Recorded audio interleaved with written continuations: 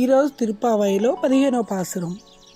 ఎల్లే இளங்கிளியே இன்ன முரங்குதியே சில்லே நல்லை என்மின் நங்கைமே போதர்கின்றேன் வல்லேயின் கற்றைகள் பண்ணேயின் வாயிற்றும் வல்லீர்கள் லிங்கள் நானாதே நாயுடுகா ஒல்லென்னு நீ போதாய் உன்னைக்கென வேறுடையே எல்லாரும் போந்தாரம் போந்தல் கொள் வல்லானை కొన్నారై మాతారై మాతశిక్క వల్లానై మాయనై పాడియేలో రెంబాయ్ అను. ఈ పాసురములో అర్థం ఏమిటంటే, ఈ పాసురంలో మందిరంలో ఉన్న గోపికకు బయట ఆమె కోసం వేచి ఉన్న గోపికల మధ్య జరిగిన సంభాషణ ఈ విధంగా జరిగింది.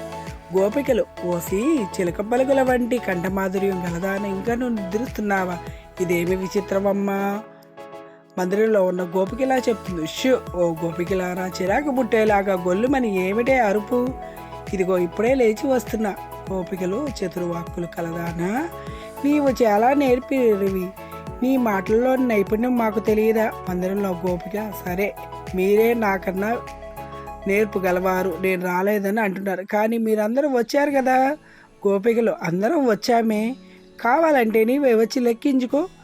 కువలయా పీడానం మత్తగజాన్ని సంపాదించినవాడు, శత్రువుల గర్వం అణిచివేసినవాడు, మహామాయి అయిన శ్రీకృష్ణుని లీలను నోరారా గానం చేయటానికి తొందరగా వచ్చి ఈ వ్రతాన్ని మమ్మల్ని అనుసరించివే చెలి రామ్మ, నీకోసమే మేము ఎదురు చూచున్నాం అనునయంగా అమ్మవారిని బయటికి రమ్మని పిలుస్తున్నారు ఈ పాసురంలో.